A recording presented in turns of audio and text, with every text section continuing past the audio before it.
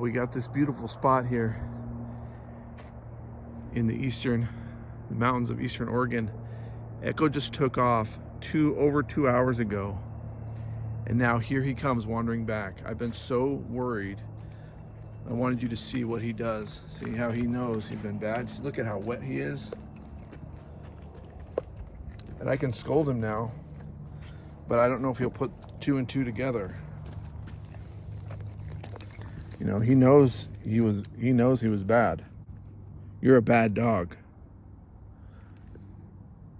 I mean, I've been worried sick about this dog. He's taken off before. He saw 2 deer right out there this morning, and he took off after them. Now look, here comes Dodger to see, like, where you been?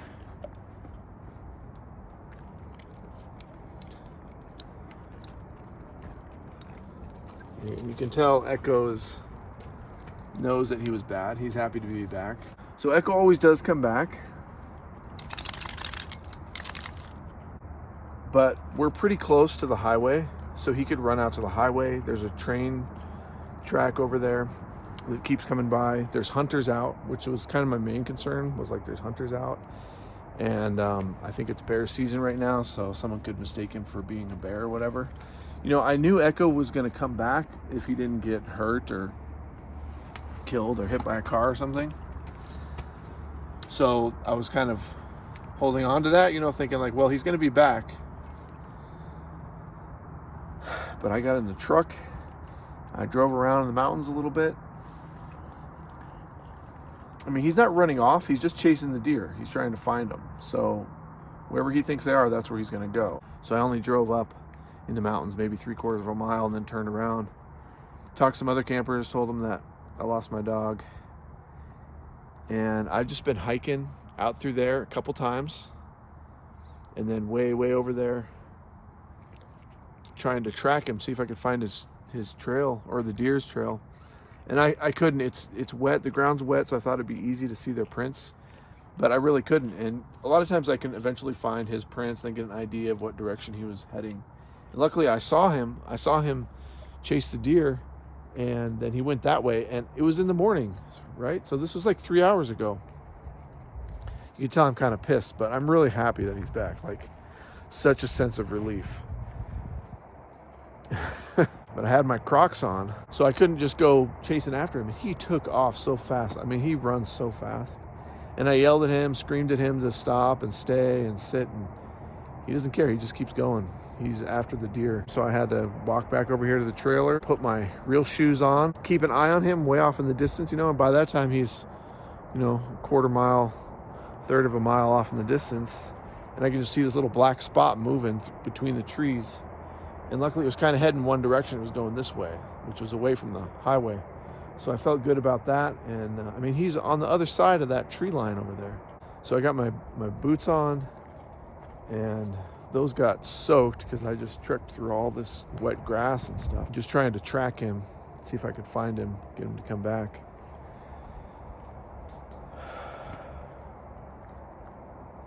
I'm glad he came back. He came back on this road here. But I just wanted you to see his attitude. And if any of you have any ideas on how to keep this dog closer to me, even when there's deer running around, let me know. But man, it really stresses me out. I haven't had breakfast yet. I haven't even had coffee. And it's like noon now. Another thing I need to have a bright collar on him. His collar was bright orange when I first bought it, but now it's faded, and it fades really quick. It gets dirty and fades really quick. Other than that, it's a pretty good collar. It's lasted a couple of years, but it's not bright enough, you know, to keep hunters from targeting him. Yeah, see, he's trying to make up now. He just wants to be pet, and I'm not petting him. I'm refusing to pet him. I just kind of give him the cold shoulder when he comes back. Like, I'm super happy that he's back. I'm so happy. I'm so excited that he's here. But you can tell he really wants my attention. He's trying to make up. And so he's got a little bit of a limp, and he's probably bruised up a little. You can see some pink on his paws. But you know, I don't care. He's fine. You know you were a bad dog, huh? You're a bad dog, Mr. Echo. You know that? Oh, yeah.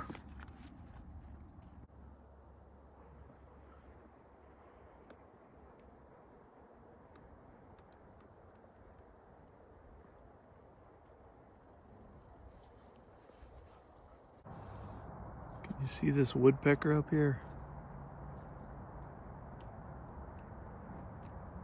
I'm laying in my hammock,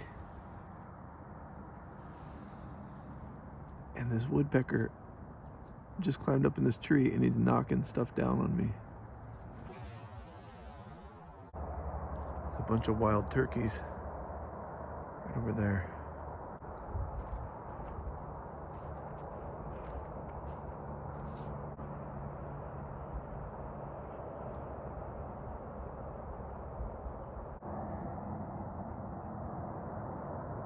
I got an interesting invasion here on the outside of the trailer. There's so many of these bugs. And they fly. They don't bite or anything.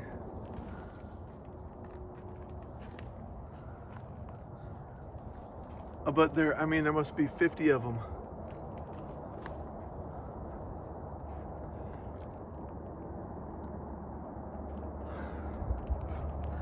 All over the trailer. For some reason, they fly to the windows and the white, anything that's white, it seems like, is what they're landing on. You see there's a couple up there. And there's more over here. And it's just kind of annoying because whenever you come outside, they land on you and they just freak you out. But they don't bother me. I think it's some sort of a pine beetle, something like that.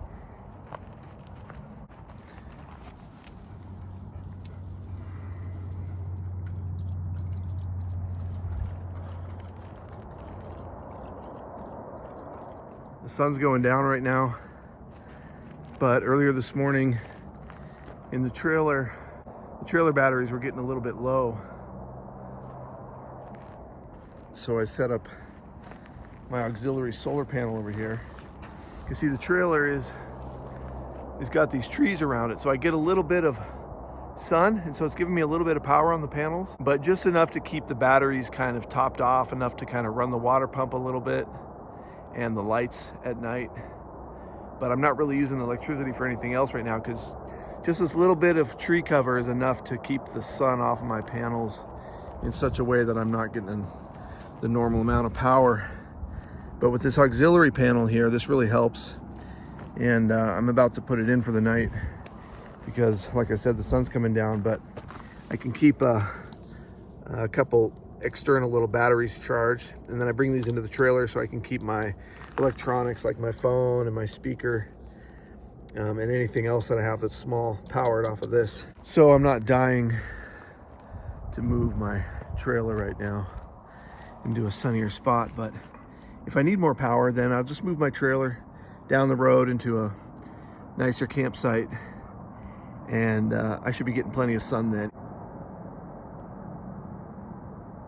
Those are the things you got to think about, you know, when you're out here by yourself. You got to provide power and water. You can see I got my generator out because I was running that a little bit because I had to run the heater a couple nights and I just didn't have enough power to really run the fan. I've only got a couple bug bites. Like I said, these guys don't bite, but see, it just flies away as soon as they can see you coming, and they just kind of take off. Every once in a while they get in the trailer and they kind of stink. And I think I squashed one on my back accidentally. Oh look, there's one inside. See, there's one in there right now. Yep, it's right there. I don't know if you can see that. I gotta go inside and find it. I don't know how they're getting inside.